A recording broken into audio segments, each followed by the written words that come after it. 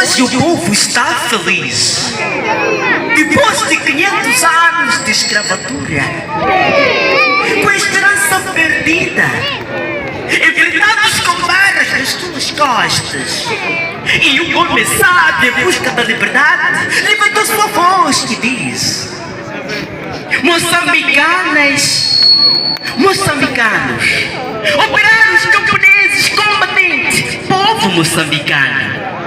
em vosso nome, às 0 horas de hoje, 25 de junho de 1935, o Comitê Central da Frelimo proclama solenemente a independência total e completa de Moçambique e a sua Constituição República Popular de Moçambique. Os 50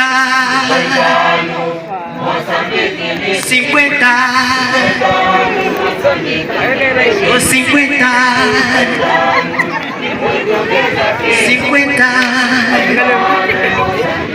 Viva